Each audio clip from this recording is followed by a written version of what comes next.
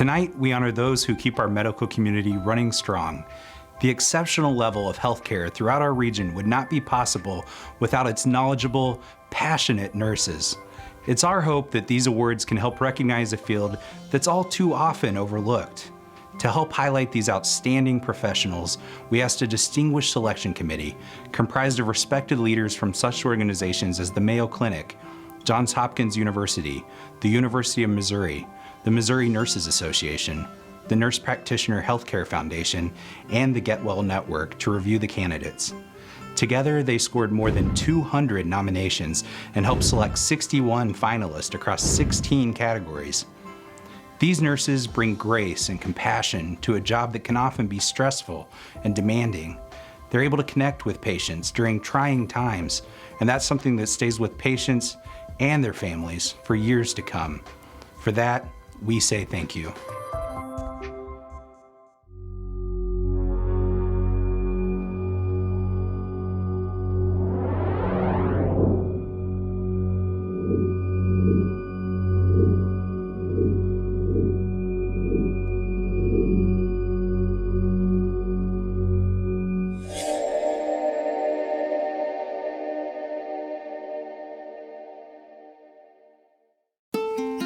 At Mercy Children's Hospital Cleft and Craniofacial Deformities team, we see patients that have been born with a variety of birth defects, basically from the head up. I love to see the beginning, the middle, and the end. We see them actually before the child is born, often when the mother and the father have received a diagnosis intrauterine through an ultrasound that their child has a craniofacial abnormality. So that's oftentimes our first meeting of the family. So I love to be able to meet with those families and help them journey through the process of the devastation that something is wrong with their child that they weren't expecting, and being able to then watch them graduate from our team, and also being able to share the different joys as they go through life. They share those moments with us, and it's like having another family and seeing and being able to share in those joys. She doesn't really, I think, interact with the kids as a vertical, hierarchical healthcare professional, but more trying to get them to feel like she's maybe some distant relative that they didn't remember, but that somehow she belongs in the family, and to accept her as that. And then being there as a support mechanism, really 24/7. So she gives the families her phone number, she gives the families her email, she lets them know that she's available. Again, that's a great benefit for me, because she really is the first line. And they use her. Bye-bye. Bye, Miss Lila. Bye-bye. It just is what keeps me alive and on fire, basically. I always wanted to be a nurse, even from the time that I was a little bitty girl and dressed up in nurse costumes, read all the nurse books. I see patients for 6 or 8 hours most days, and I have a bookcase from floor to ceiling that has all these heads with all these different kinds of masks on it that can be intimidating to patients, or they can say, wow, look at all those different masks. It's because you have a different face from you, and we have to fit the right mask. I don't even have them all. I have a lot, but not all. We hear a lot of good stories about Patty. We tend to send her our more difficult patients. Difficult meaning they're really struggling even despite our best efforts. The reason we do that is we think she's very effective. She's really helped a lot of them get their life back in order. Really, if she can get them sleeping better at nighttime, it not only helps them function better during the daytime, but their families and their friends and their coworkers. And so it really makes a tremendous difference in their life. When I go into a patient's room, I always say, I'm the clinical educator, and they always look at me like I have 4 heads because they don't know what that is. But then I explain, I do all the training for the nurses and the PCTs on the floor. So a lot of times I'm just the communicator. I communicate different things that are changing within our organization. I communicate different opportunities that the nurses have to grow. I kind of view myself as like the nurse's nurse. I'm trying to give them the tools and the knowledge and the the expertise they need to shine. She is someone that is very driven. She has very high standards for herself, and she brings a lot of creativity into the nursing education, which I think is really fun for the learner. What I tell them before every simulation is, what makes a great nurse is someone who can have a really bad day, who things don't go right, you have bad things happen, but that great nurse is someone who can take that bad day and not be crushed by it, but learn from it. They love simulation. They love it. NurseWise is a 24/7, 365 medical triage company, so we have nurses who are available around the clock to answer members' calls when they're experiencing medical symptoms. All day, every day, 24 hours a day, we're talking to members who have a medical symptom. They don't call because they're having a good day, they call because they have an issue or a question or a concern, and we're able to help them work through what do they need to do next about that. Even though we are in a more of a business setting at this point, I still see the nurse inside of Kim. She wants to stay very connected because what we are doing is providing nursing care. It's just not the typical hands-on care that people most frequently think about when you think about nursing. When I first got out of nursing school, we still wore our white hats. So, things have changed a lot. That's another thing that's really amazing about the nursing profession, is that you can do anything you want and be good at your niche, For me, it just happened to be the intensive care unit. Kind of when I was in that 14 to 16 year range, my grandfather was sick, had some heart issues, and was kind of in and out of the ICU. And he had some really cool male nurses, and it's kind of the first time that I thought, because I loved science and I loved kind of anatomy and stuff like that, that nursing even was an option. Chad has the ability to establish a relationship with the patient. He has a very calming presence. He listens, and he is able to establish a relationship that is meaningful.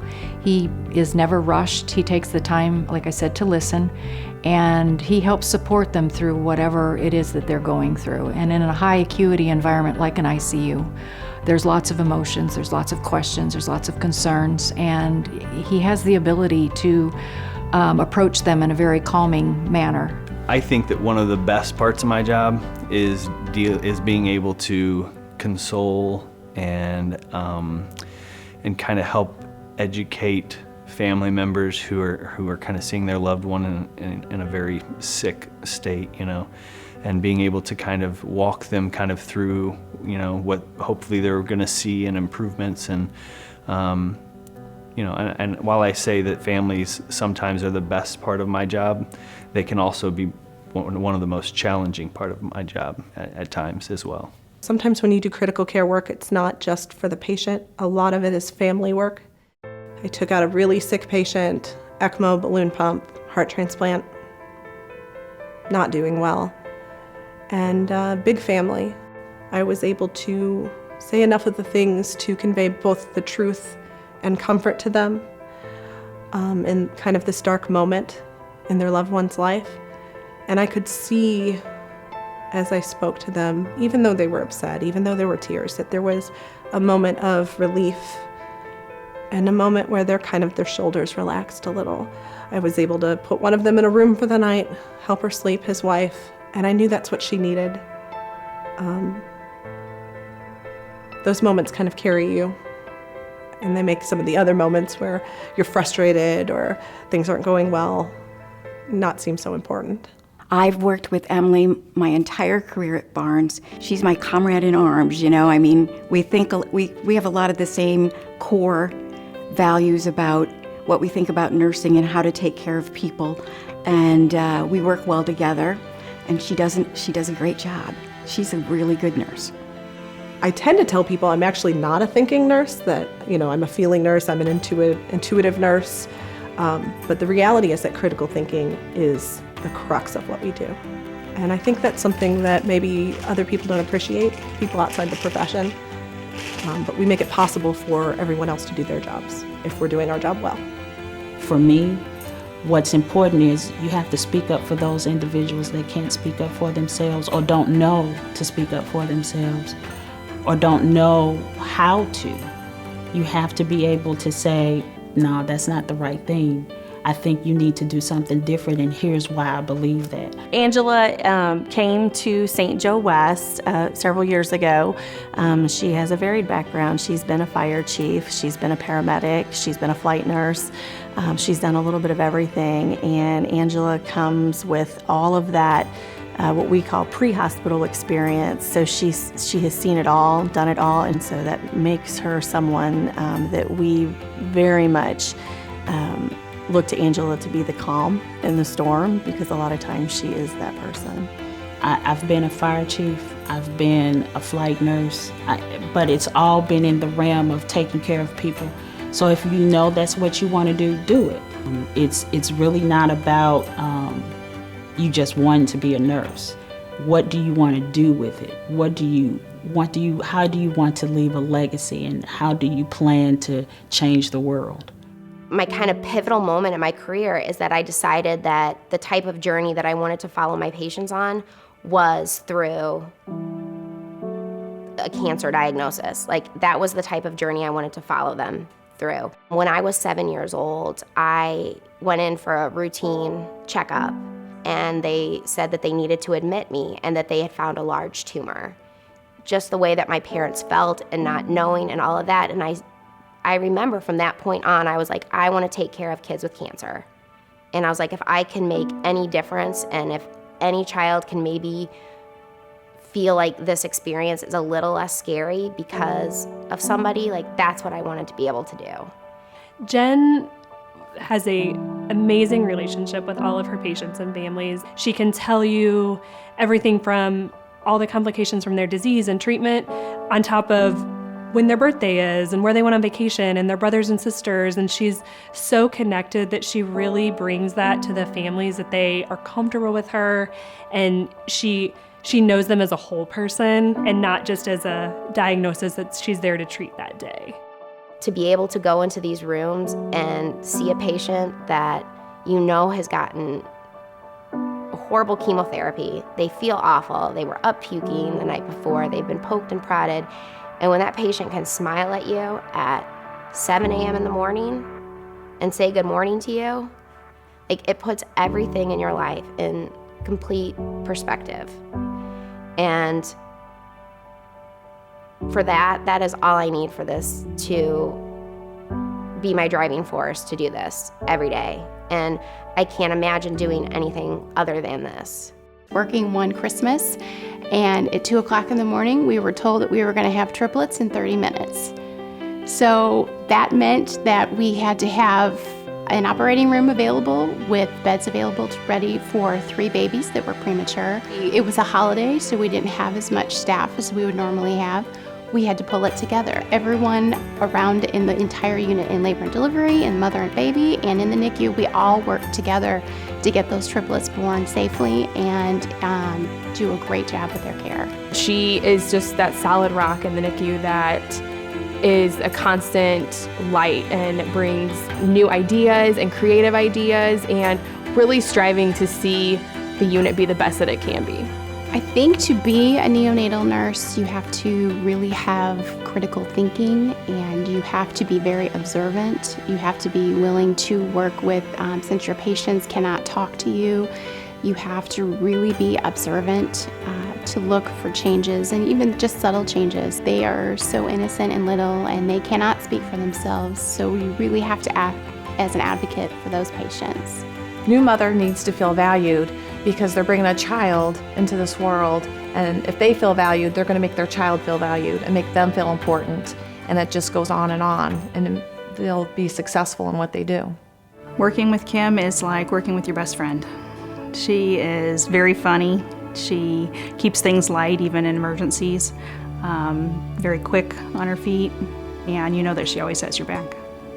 I had a laboring mom. She was kind of paced on the floor, and she was hanging on her husband, and she started pushing, and I said, oh, wait, I gotta call your doctor. And she's like, I am not waiting for my doctor. There was no stopping her. She was gonna have this baby, and she got up in bed and she pushed out her baby. And after she had the baby, she looked at me and she goes, I dreamt that a blonde woman was going to deliver my baby. And it was you. I was wondering who it was going to be, and it was you. I dreamt about you. Her realization at that point that it was me that she dreamt about, it was pretty enlightening. What makes a nurse awesome?